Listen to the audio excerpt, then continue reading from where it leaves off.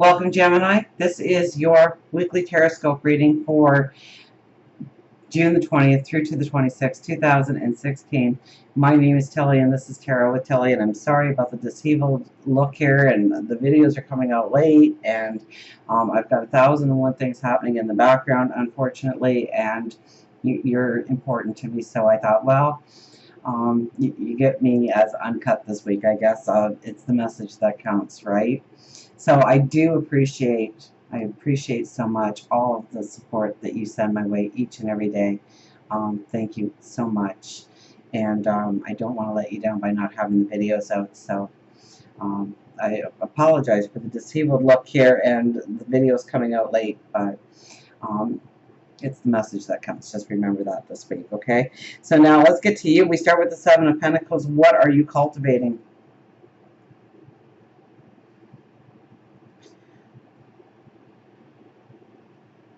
I think there's more worry in relationships this week for you than there is in job, money, finances, and we're going to get to all that. So what are you cultivating? What energy are you using today? What actions are you using today? What words are you using today to reflect the reality that you want to step into going forward?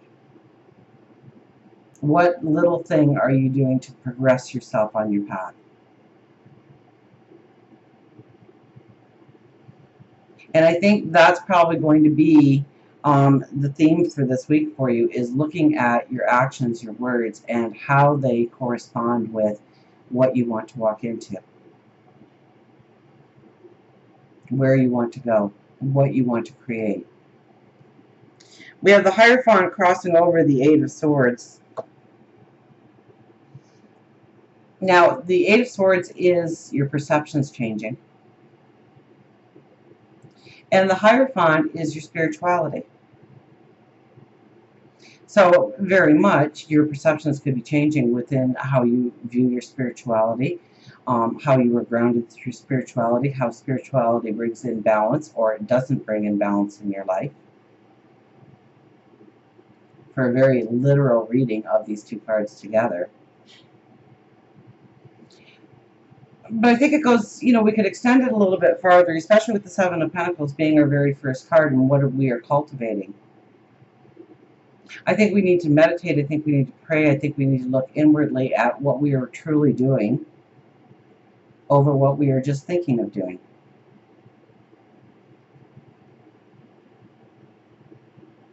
If we're having problems in a relationship, are we talking it out with them? Or are we hoping that they read our minds?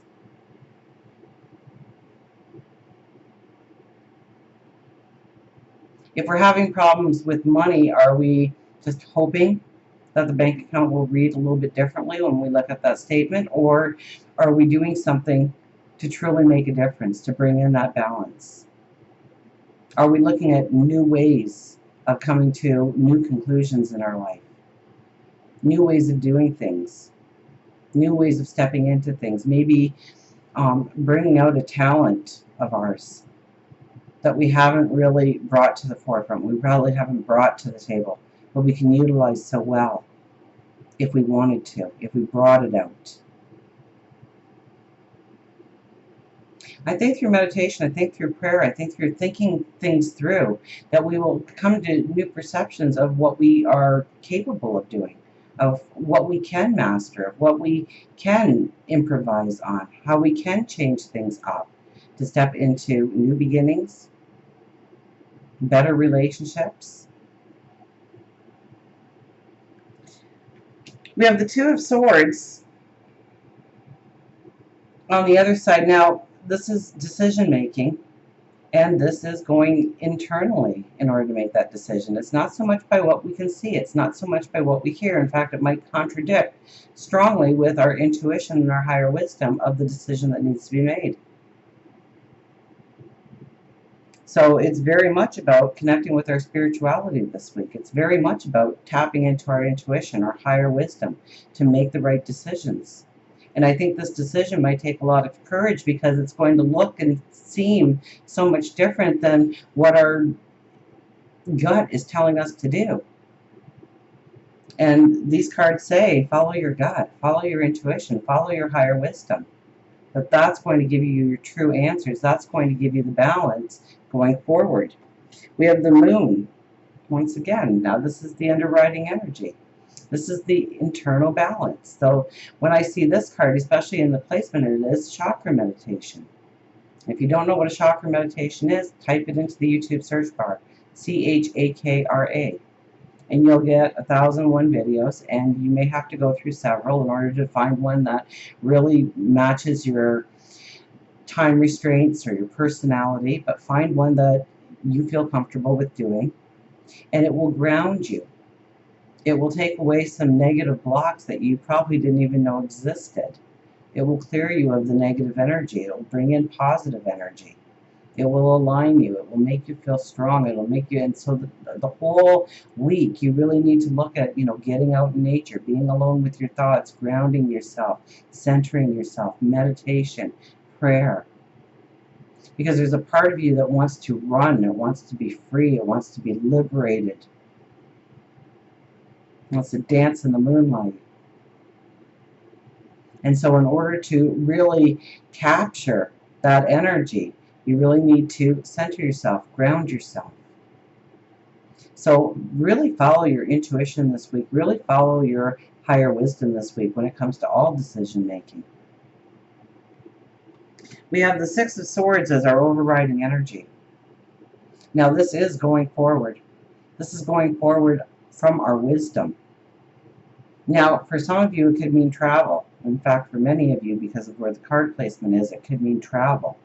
Well, this could be going on a trip to just get in touch with yourself again. To close all the doors and turn off the phones and go on a trip. Make it about you and your happiness and your joy and what you like to do and where you want to go and what you want to see, what you want to partake in.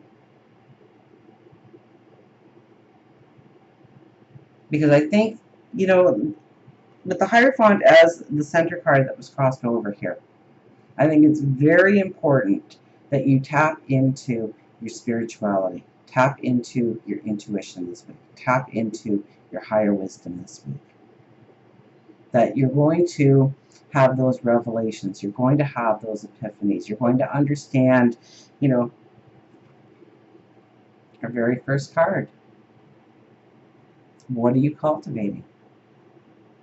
And I think you're going to have the clarity, the understanding. You're going to see your presence through new eyes and what you've been doing, where you've been spinning your wheels, and it may come to you on why you've actually been spinning your wheels. And understanding a new perception of the situation and being able to move forward in a whole new direction, or at least with new energy. Now, we have the Queen of Wands. And she is one that thinks things through. She's the quiet one in the deck. She's a very beautiful, creative energy, but she's the quiet one. And she asks the qualifying questions. She does the research. So it's really, it's a strong week to, yes, go inwardly.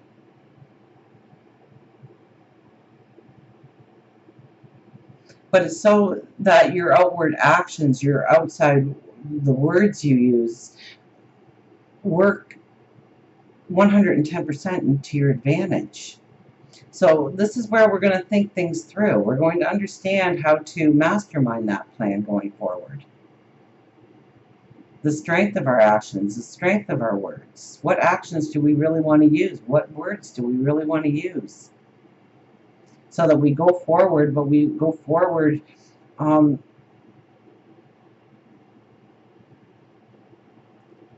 exactly how we want those footsteps to appear. With the strength. As we go into the weekend and into next week, we have the Queen of Cups here. So love yourself.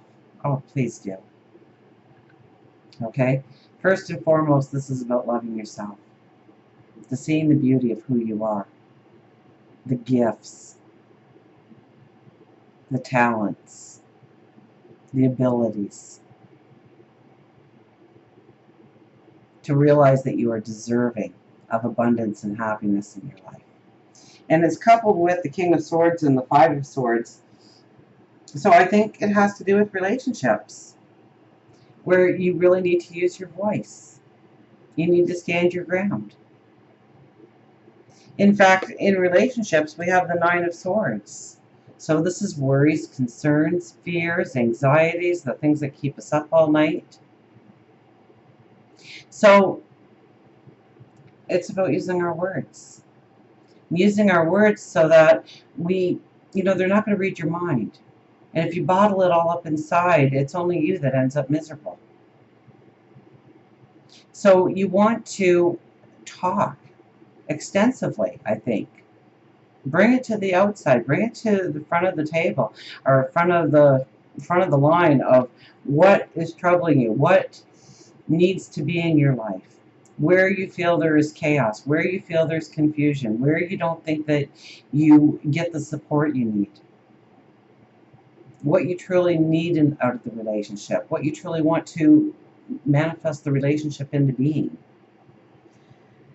Can there be a new relationship this week? Well, the Queen of Cups is there. So absolutely. When she shows up, love abounds.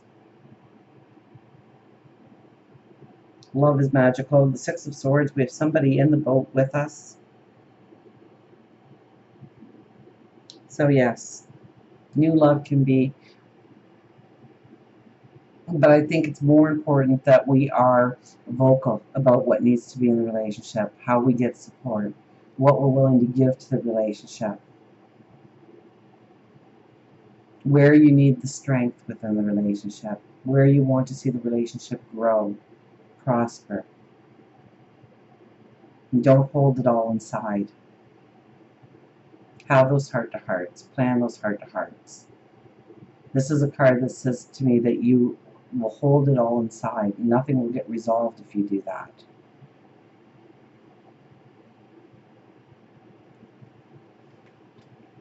Now, on the other hand, we have the Sun for career, jobs, money. So this is the Sun. This is all about you. This is your vibration, your light.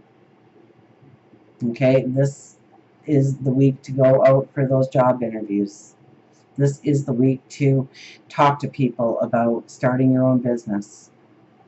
This is a week where, do the affirmations for money coming into your life. Careers opening up for you. New jobs. This is a spectacular card and a spectacular energy for the best of the best to come your way.